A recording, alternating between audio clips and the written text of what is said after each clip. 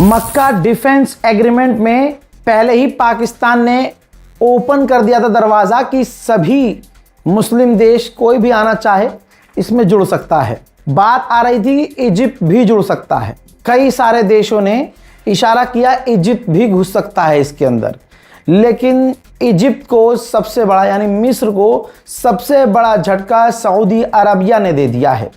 Saudi अरब ने मना कर दिया है कि इजिप्ट शामिल नहीं हो सकता। वजह क्या बताई कि जो इजिप्ट है, जो वहाँ के राष्ट्रपति हैं सीसी, उनके अंडर इजिप्ट ग्रोथ नहीं कर पाया है। इजिप्ट उल्टा अरब देशों के ऊपर निर्भर है, पूरी तरह से अरबों के ऊपर निर्भर है। जो कुछ चाहिए होता है आखिर में अरब को ही इजिप्ट की मदद करनी पड़ती है। इसके दूसरे पॉइंट पर मुझे ये पता चला कि जो मोहम्मद बिन सलमान हैं वो वहाँ इजिप्ट के राष्ट्रपति सीसी को पसंद नहीं करते। लेकिन जो आखिरी पॉइंट है मैं उससे राज़ी हूँ। वजह ये भी है, इजिप्ट से किलस्ता है सऊदी अरब। रीज़न क्योंकि इजिप्ट करीब है यूएई के बहुत ज़्यादा, और सऊदी अरब यूएई से अलग है। ठीक है, दोनों के बीच तनाव है। ये तनाव काफ़ी पुराना है। अगर आप मुझे सुनते हैं तो आपको पता है वजह क्या है। मैं उस वजह पे जाऊंगा तो आधे घंटे की वही वजह हो जाएगी। बहरहाल, लेकिन सऊदी अरब ने, जो उनके ऑफिशियल्स हैं, उन्होंने कहा है कि इजिप्ट शामिल हो सकता है मक्का एग्रीमेंट में, लेकिन उससे पहले इजिप्ट को अपनी हालत सुधारनी होगी।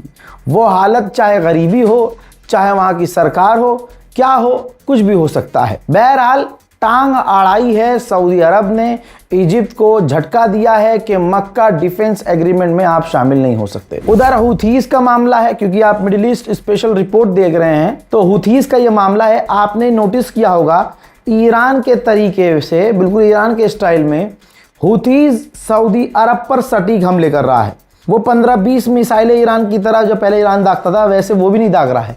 वो भी एक मिसाइल दागता है, एक ड्रोन दागता है, सटीक हमला होता है। सऊदी अरब के डिफेंस सिस्टम उसको रोक नहीं पाते हैं।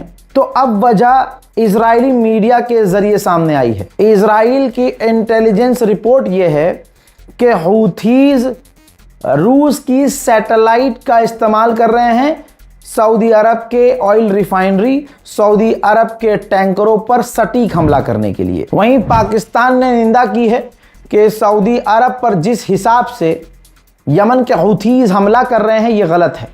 पाकिस्तान पहली बार मिडिल ईस्ट में पूरी तरह से घुस चुका है और सऊदी अरब के समर्थन में पाकिस्तान को बयान देना पड़ेगा, क्योंकि मक्का एग्रीमेंट जस्ट अभी हुआ है। हूथीज ने जो जंग छेड़ी है, इसमें ऐसा नहीं है कि हूथीज का नुकसान नहीं हो रहा है। यमन की ऑफिशियल सरकार ने बताया है कि एक हफ्ते के अंदर हम 80 से ज़्यादा हूथीज को कत्ल कर चुके हैं। सबसे बड़ा अगर वॉर क्रिमिनल है तो खुद जानते हैं आप, अमेरिका है। आज सारी दुनिया अमेरिका को पहचान चुकी है।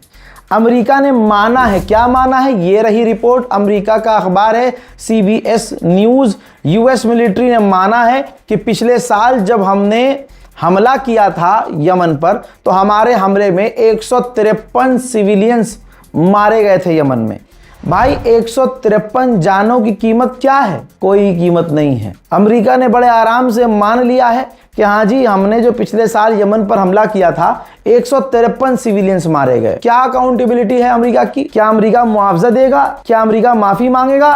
नहीं। हूथीज को आप कितना भी कमजोर दिखा दीजिए, लेकिन ईरान से 2 कदम आगे ये हूथीज रहते हैं हिम्मत में।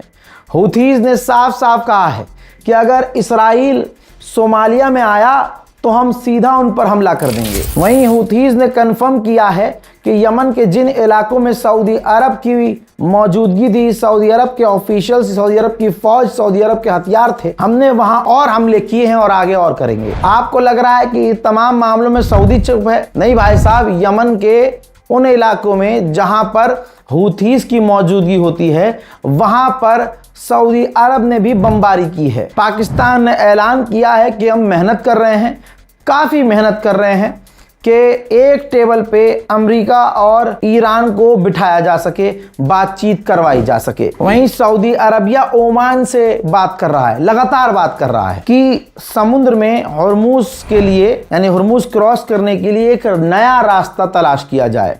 जाहिर सी बात है ईरान ये अलाउ नहीं करेगा और ईरान अगर चिढ़ गया तो वो ओमान को भी धमकी देगा और मारना शुरू कर देगा। उधर जापान ने ईरान से रिक्वेस्ट की है कि ये हूथीज जो अब लाल सागर में आतंक मचा रहे हैं और इलाके में तनाव पैदा कर रहे हैं, मेहरबानी करके आप हूथीज को रोकिए। आदत से मजबूर इसराइल ने लेबनान पर फिर से हमले किए हैं। अगर आप खाली मेरी ही रिपोर्ट देखेंगे रोज उठाकर मिडिल ईस्ट वाली, तो रोज खबरें हैं, रोज बता रहा हूं कि आज फिर लेबनान पर, आज फिर लेबनान पर, आज फिर से लेबनान पर इजराइल हमले कर रहा है। अब बताइए कि लेबनान की अमेरिका ने डायरेक्ट इसराइल से जो डील करवाई वो कहां गई? बताइए। ईरान ने डील के लिए, जंगबंदी के लिए जो शर्त रखी कि लेबनान पर हमले बंद किए जाएं, क्या वो शर्त इजराइल मान रहा है? इजराइल पहली बात चाहता ही नहीं है कि अमेरिका और ईरान की डील हो, इसी वजह से वो लेबनान पर भी हमले कर रहा है।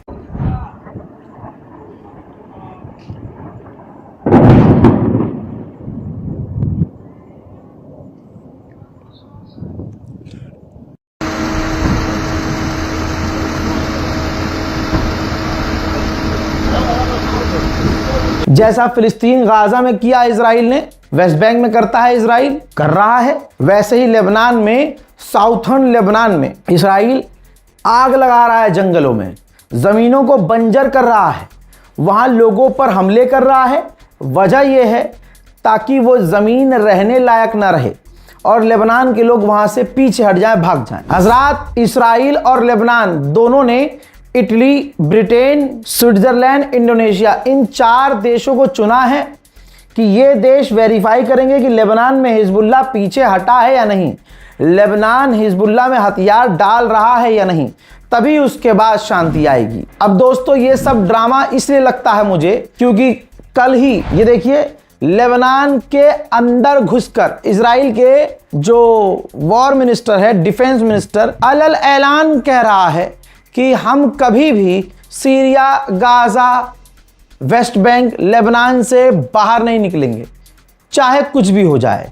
तो यानी जो डील हो रही है, बात चल रही है, शर्तें तुम्हारी तरफ से रखी जा रही हैं, उन शर्तों को वो पूरा भी कर रहे हैं। ये सब ड्रामा ही है क्योंकि तुम्हारी नीयत है ही नहीं लेबनान से और दूसरे इलाकों से निकलने की। अमेरिका के दबाव में इजराइल ने गाजा पर हमले रोक रखे थे, छोटे मोटे गोलीबारी तो वो कर ही रहा था, लेकिन कहा जा रहा है कि रिपोर्ट ये है, आंकड़ा ये कह रहा है कि 1 हफ्ते के बाद इजराइल फिर से गाजा के ऊपर हमलावर हुआ और उसने बड़े हमले किए, जिनमें कई फिलिस्तीनियों की गाजा में घायल होने की खबर है। जैसा मैंने आपको अभी बताया और रोज बताता हूं, आइए सीधी तस्वीर ये फिलिस्तीन के वेस्ट बैंक के इलाके की देखिए। इस्राइल की सरकार फिलिस्तीनियों के मकानों को लगातार तोड़ रही है और उनको उजाड़ रही है। यहूदी वहां पर कब्जा कर रहे हैं और मुसलमान देश इस्राइल के साथ हाथ मिला रहे हैं। दोस्तों, बरतानिया ने क्या माना है? ब्रिटेन ने कबूल किया है कि हमारे यहाँ चुनाव में, जो हमारे यहाँ ब्रिटेन के अंदर इजरायली कंपनियां हैं, वो चुनाव में इंटरप्ट कर रही थी, चुनाव में टांग अड़ा रही थी।